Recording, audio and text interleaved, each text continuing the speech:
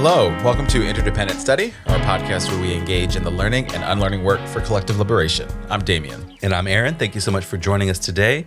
Each week we'll bring something new to the table and discuss our thoughts and feelings about it through the lenses of who we are and where we can go for a more just society.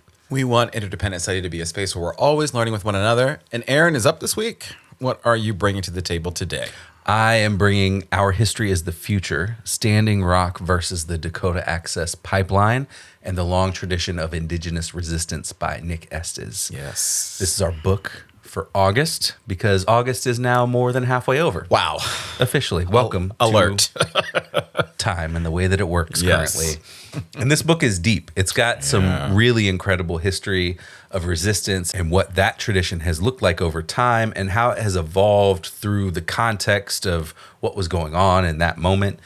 And the book starts with a prologue, which, as usual, sets the stage for what's to come and gives some context for who Nick Estes is. Yes. And he then does a chapter about the resistance to the Dakota Access Pipeline and what kind of backlash they face through federal, state, and local law enforcement and private security forces. And then from there, he connects that to the history of Indigenous resistance and how all of that is related. And then chapter 2 is called Origins, which is focused on the beginning of the United States and the expansion westward into Lakota land. Chapter 3 is called War and dives into the history of armed conflict between the Lakota people and the U.S. military. Chapter 4 is called Flood, which explores the history of the Pick-Sloan Dam and other dam projects and how they were all used through eminent domain to further marginalize Indigenous people and take their land from them. Chapter 5 is called Red Power and is about the social movement groups of the 60s and 70s who challenged the status quo and took their cause to the UN. Yeah. Chapter 6 is called Internationalism, which connects the Indigenous resistance to settler colonialism here to that resistance around the world. Chapter 7 is called Liberation and is about what liberation could look like in practice. And then there is a new-ish afterword for this edition, Yes. which is called Ancestors of the Future, and that explores some broader thinking and connections to other struggles around the globe, specifically Palestine, and some other things about what makes people ancestors for the future. Yes. There's a lot of richness and there's a lot of depth in this book. Oh, yeah. So we should actually start talking about it, and I can stop yapping about a general summary of it.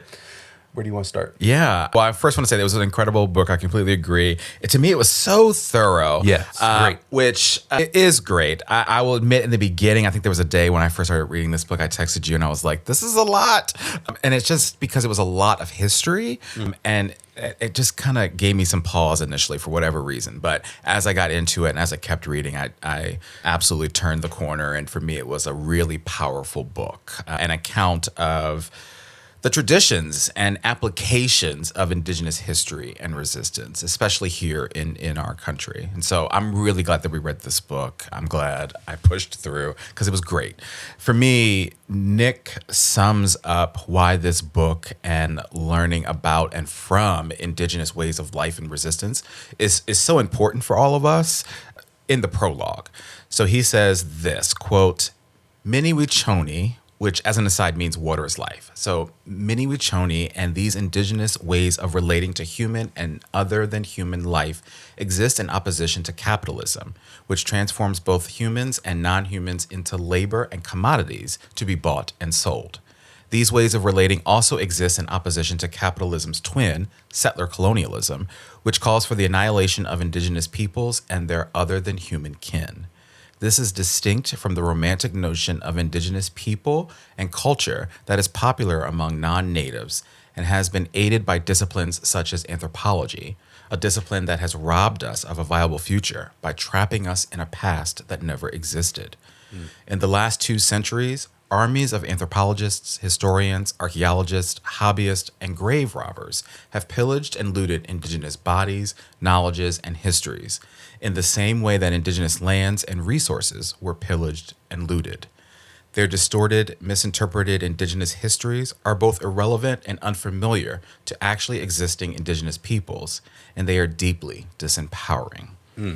Yeah, so powerful words there. And for me, that really set the tone, not only for the importance of this book, but again, also from like learning directly from the source, if you will, in such a book like this, and the importance of learning from the rich history that is Indigenous resistance, which I'm really excited to like dig into and talk about here today. Yeah, and that's such a powerful framing to get the book started with in that prologue. Yeah. And it undermines so much about the history of the United States that and what we're led to believe about it. Yes. Because the real history and what we're led to believe about are two different things. Mm-hmm. And since this book is grounded in the Dakota Access Pipeline resistance and starts from there, I wanted to mention some of that history. Yes. Which is history, but it feels like much more recent history than some of the other things that I think we'll talk about today. Yeah.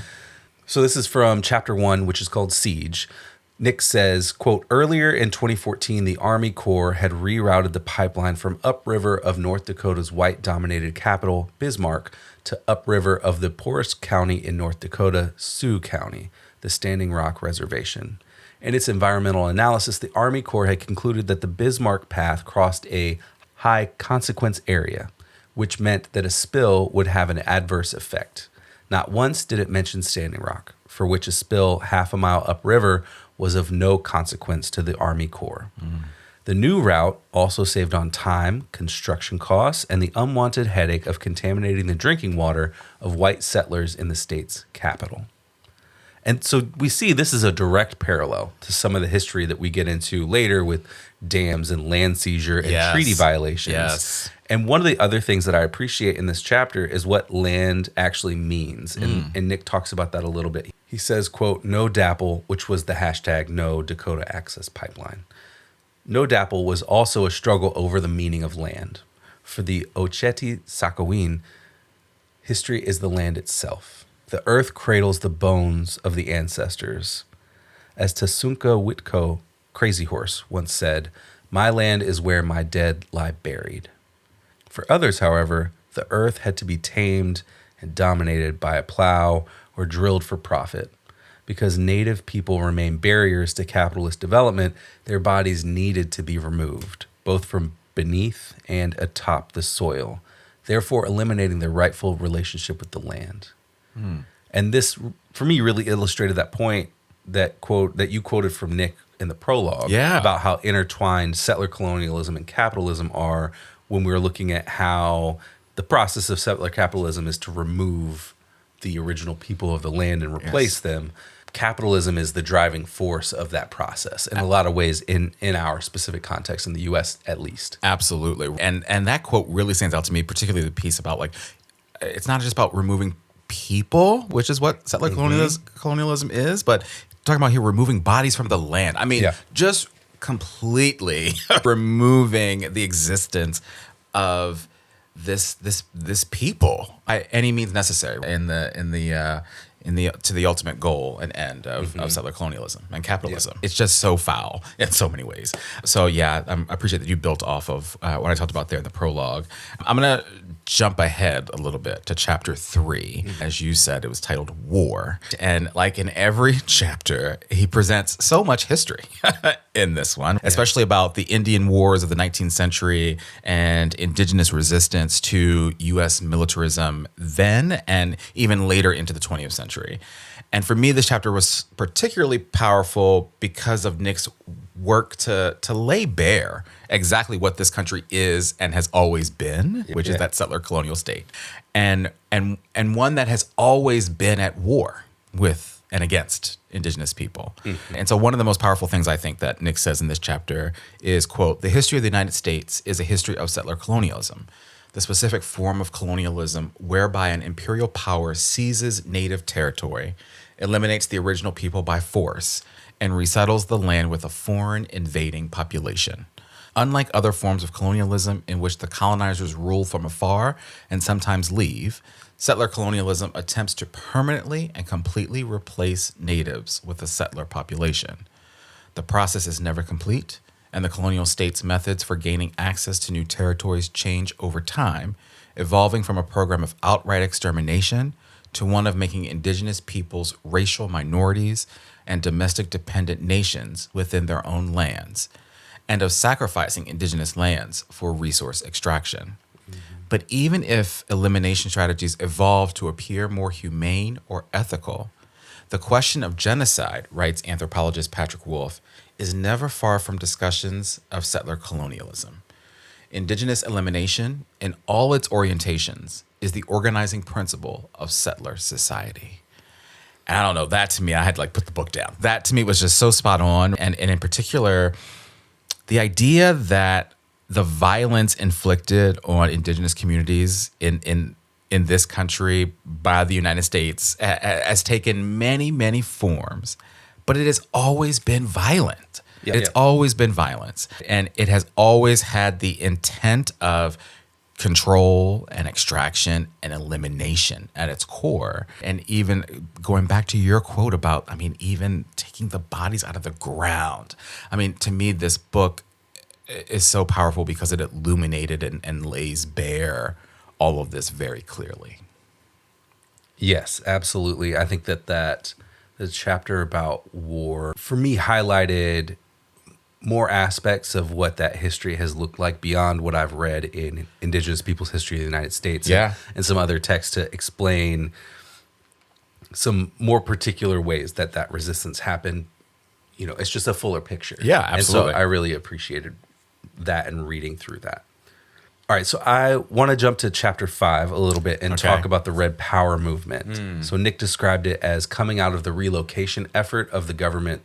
So he says, quote, originally envisioned as a means to dismantle Native communities by removing them from the land and integrating them into mainstream urban society, relocation, in fact, had the opposite effect. Indians didn't simply stop being Indians once they left the reservation. Relocation, for all its malicious intent, helped birth a new movement that arose from both poverty-stricken urban ghettos and rural reservations.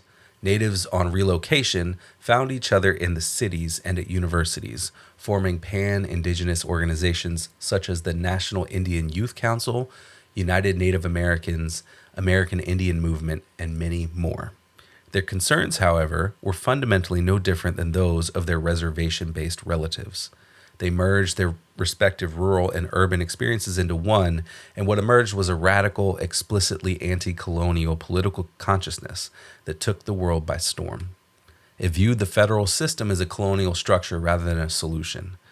And unlike youthful generational protests of its day, Red Power looked to older generations, the traditional reservation leadership for guidance, the elders who had rejected federal administration and kept alive the old ways. And I think this is such a powerful moment. Yeah. It's taking place in the context of the 60s and 70s. So there's a lot of decolonial revolutionary movement happening around the world and parallel work happening in the U.S. by groups like the Black Panthers and Kwame Ture and other folks. But they have their own perspective due to the history of settler colonialism in the United States and their histories of settler colonialism. And so these groups led occupations of land that had been stolen, like Alcatraz Island, and worked together to create something called a Trail of Broken Treaties, which toured across the northern U.S. and Canada to highlight the different ways that Canada and the United States have violated treaties with many peoples. Yeah.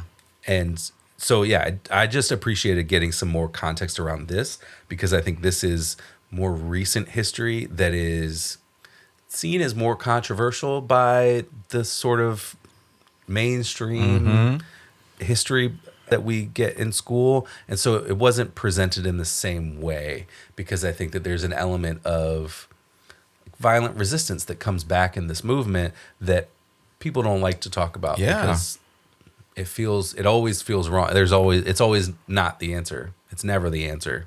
And so that's how it gets presented and it gets lost in that context. In the same way that like Malcolm X gets downplayed in favor of Dr. King. It's the same kind of, well, let's not talk about that. We'll talk about a different version of what that resistance looked like that was, I don't know, more sanitized. Right. I was going to say a watered down version of it. Yeah. But I appreciate all the connections too, as you say, the Black Panther movement and just like the ways in which that time, you talked about the 60s and 70s and everything that was going on in the world, like it just was a time of resistance. And this just happened to be what was happening here. And it was violent, but my goodness, that's what was needed. And what were they responding to? For like decades, centuries at that point. Like violence isn't even strong enough of a word to describe what they were responding to, I think. All right, I'm going to take us a little bit one chapter back to chapter 4. As you said, it was titled Flood. And what I appreciated most about this chapter was there's so much history in this chapter, particularly about the Pick-Sloan Plan, which was a program that allowed the U.S. military and the Army Corps of Engineers to create a set of dams all around the Missouri River, which ultimately destroyed Native and Indigenous lives and lands, and just incredibly devastating ways and numbers. And a lot of this history I just didn't know about. And so, it's obviously awful, but I'm glad I got to learn more about it. And so one of the things Nick says about this history is, quote, "The success of the Fort Peck Dam secured Army Corps control in planning and constructing future massive multi-purpose dams on the main stem of the Missouri, and, according to historian Michael Lawson, greatly expanded its powers and functions beyond its constitutional limits. While the dam's history is well publicized and well remembered as an economic boon and engineering marvel, missing from these popular accounts is the largely untold and undocumented history of the removal of 350 Dakota, Assiniboine families on the Fort Peck Indian Reservation and the flooding of the earlier Indian Affairs irrigation projects that had benefited Native farmers. The Fort Peck project paved the way for the 1944 Pick-Sloan Plan and Flood Control Act, and a similar process would repeat itself. Post-war employment and river development projects would come primarily at the sacrifice of Indigenous lives and lands." Mm-hmm. And I feel like so much of this chapter and what I learned from it was about how Indigenous lives and lands were absolutely sacrificed in these catastrophic ways. As just a couple of examples, one of the dams destroyed almost 161,000 acres of Standing Rock and Cheyenne River lands. Another one of the dams flooded to 160 feet high and destroyed 21,000 acres of Crow Creek, Lower Brule, and Yankton and Rosebud lands. And, with all of this came mass relocation and significant health impacts. I think one of the examples was about like the rise in diabetes and of course, death, so much death. Yeah. Yep. And so there's that. But one of the other things that Nick does in this chapter, as he does throughout the book, is highlight the power of Indigenous resistance and also the future of it, which I'm super excited to talk about as well. So he closes this chapter by saying, quote, "Indigenous peoples are more than cultures, they are sovereign nations. Thinking purely in terms of culture as a form of historical agency tends to neglect the concrete reality of Indigenous life. While Nixon's framework of slow violence as a steady accumulations, a gradual building of violences through environmental contamination is useful for understanding the lasting impact of the Pick-Sloan Plan, there is also another kind of accumulation, one that is not always spectacular nor instantaneous, but that nevertheless makes the end game of elimination an impossibility, the tradition of Indigenous resistance.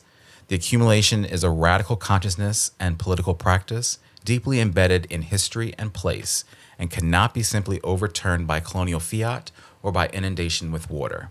It cannot be filled. It endures the long game of colonial occupation. With the Pick-Sloan dams and the failed project of termination, a new generation of young people, thrown from their reservation homelands and shipped off to the city, took up the mantle of red power in the spirit of their ancestors and demanded freedom and justice in the face of this history of dispossession. And that, again, connects right there to what you just talked about, right? Yeah. And so to me, reading this and then going into that next chapter and what you talked about, like I started to get a little bit of hope about this next generation of taking up the fight and learning from their ancestors and continuing this work into the present day and realizing that there's obviously so much that they still have to organize around and fight for. But there was hope there for me. Yeah, and one of the things to go back to the history of the dams is it's such a clear example of the ways that our government has always operated. Yes. So Nick says at another point in the chapter that a congressman was quoted talking about the legislation to create those dams that, quote, "it takes the very heart out of these Indians." When you take reservation land, you destroy not only the land that is taken, but you destroy the community life, religious and civil life of the people. You destroy nations, as a matter of fact. Wow.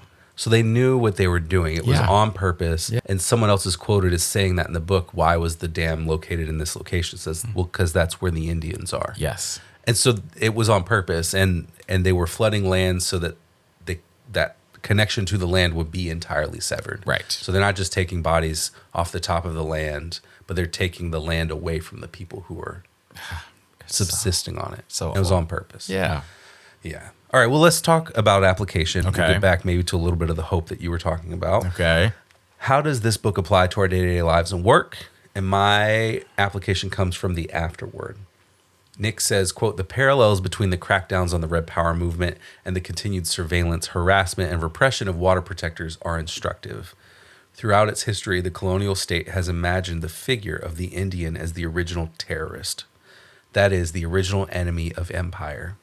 Initially, Indian killing appeared synonymous with frontier defense.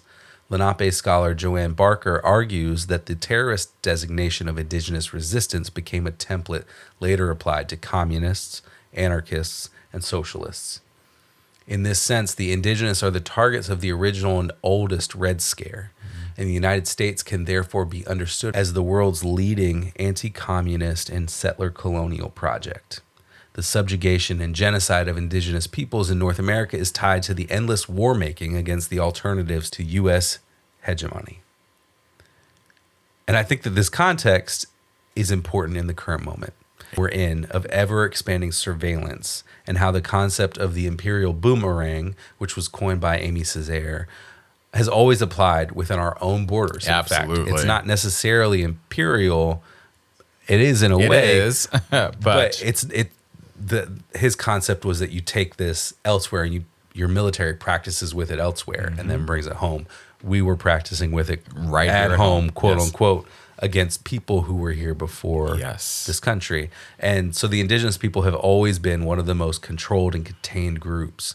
And the empire's process of control and containment always comes back around to the rest of us. Yeah. So that's why we're seeing stuff like mass surveillance to the degree that we're seeing it, is because this has been practiced on indigenous people here and indigenous people around the world. We talked about that with the Palestine Laboratory and in Gaza and the West Bank, and how surveilled folks are there. And so it's just a reminder that this history rhymes. Yeah. It's there for us to learn from and see what the parallels are, but then there's also the resistance to understand what that resistance can look like to whatever it is that we're facing today. Yeah. With some evolution in our own spin and twist in the modern world. Right. Sure. But there's ways that it rhymes, which I think is one of the stories of this book, from Standing Rock and the resistance to the Dakota Access Pipeline through the rest of the chapters, as he breaks down what that resistance and what they are resisting has looked like throughout the years. and the Absolutely. centuries. Oh, that's powerful. Yeah. I mean, particularly I was struck by terrorist there, original terrorist. And when you think about that in the context of everything you just shared, I mean, it's like, it is so powerful.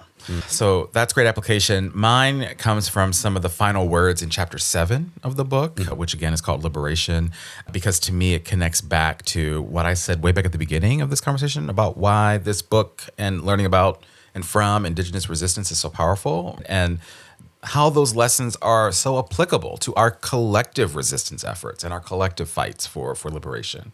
So Nick starts to close chapter 7 by saying, quote, "How can settler society, which possesses no fundamental ethical relationship to the land or its original people, imagine a future premised on justice?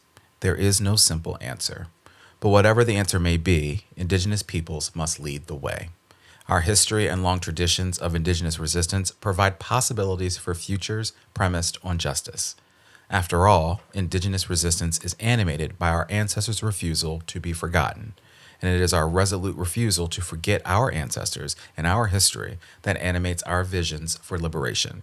Indigenous revolutionaries are the ancestors from the before and the already forthcoming." And so then a little bit later on, to close the chapter, Nick says, quote, "The water protectors also ask us, what does water want from us? What does the earth want from us? Mini Wichoni, water is life, exists outside the logic of capitalism. Whereas past revolutionary struggles have strived for the emancipation of labor from capital, we are challenged not just to imagine, but to demand the emancipation of earth from capital. For the earth to live, capitalism must die." I could not agree with those final words more than I do, right? And I think this book and hopefully everything for the folks listening, everything that we've talked about today, like, makes it clear how the history and traditions of Indigenous resistance are, I think, an incredible playbook. And that's kind of putting it lightly and selling it short maybe, but just an incredible playbook for us to follow in all of the work that we're doing. Yeah, I think that there's so much to learn from the wisdom of what people have had to face and how they've learned what it is that they're facing as they've gone through that too, because it hasn't always been obvious, because things have been hidden or lied about, treaties not agreed to, and or treaties agreed to and then not followed through on, right? And all of that, and learning as you go that we're not dealing with an honest opponent or foe. What do we do? And then changing how you approach that is full of incredible things that we can learn from. Absolutely. Yeah. All right, let's talk about homework. What do we want to do to continue our learning and unlearning work beyond our conversation today? There's so much referenced in this book, but one of the things that stands out to me is a book called Custard Died for Your Sins by Vine Deloria Jr., who was the executive director of the National Congress of American Indians for a few years and did a whole lot more than that, including serving as a board member for the National Museum of the American Indian. Wow. And he wrote 19 other books. My goodness. So, yeah, there's a lot to him and who he was and what he did.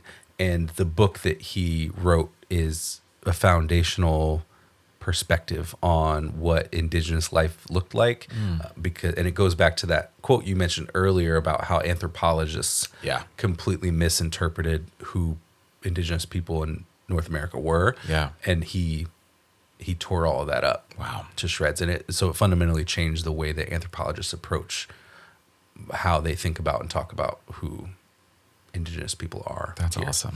So, foundational book that sounds like something to read and unpack and learn from. Yeah. So, how about you? What's your homework? I love that. My homework is just to sit with this book a little bit more. I feel like I had to rush to be prepared for our conversation today a little bit. And so I want to just go back through this book one more time and just to solidify my learning from it. Because again, there's so much in it, as you said, so much history, and so much to learn from it. And I'm extra excited to do that now after our conversation today. Beyond that, Nick also co-edited a book that was published back in 2019 called Standing with Standing Rock, Voices from the No Dapple Movement. So it would be great to check that book out as well, because I enjoyed this one so much too. Indeed. All right. Well, that's great homework. So we will follow up on that at some point. And Damien, you're up next time. What are you bringing to the table in our next episode? So I'm going to get us back to that great carceral AI series in Inquest that we've been reading this year. So the piece I've selected for us to read is called The Algorithmic School to Prison Pipeline. It was written by Nicholas E. Stewart and published back in April. And the tagline of the piece is, quote, "With little transparency or oversight, technology is being used to flag youth as risks to public safety and deciding who is surveilled, arrested, and confined." So, more awful uses of this carceral AI technology for us to, I should say, continue to learn from and learn about. And we'll talk about it next week. Yeah, and there's a lot to the way that surveillance ties into the story that we've been talking about here with Nick's book today that continues into this AI pipeline and different ways that these companies are bribing Indigenous people with funds for schools or community centers or whatever, so that they could use their students in their schools as guinea pigs for AI platforms. And so that's something that's happening. I heard about on Kelly Hayes' podcast, Movement Memos, on I think their most recent episode about data centers and generative AI and the impact on Indigenous people today, right now. Crazy. So there's a through line beyond not just the book and no dapple into what's happening right now with data centers and the mass surveillance that we talk about. Oh, that's wild. Yeah. Wow. Okay. All right, so it all connects. Yeah, look at that. Yeah. Well, and with that, we want to thank you for joining us today. You know what I'm going to ask you to do here, but in case you forgot, please follow, leave a rating and review, share our podcast with the people in your life. Follow us on social media, including Instagram, TikTok, and Blue Sky. check us out on YouTube, and sign up and join us on Patreon to get notified about any new things we've got going on behind the scenes. Yes, thank you for listening. And remember, it's not about us, but it is about all of us. We'll talk to you next week.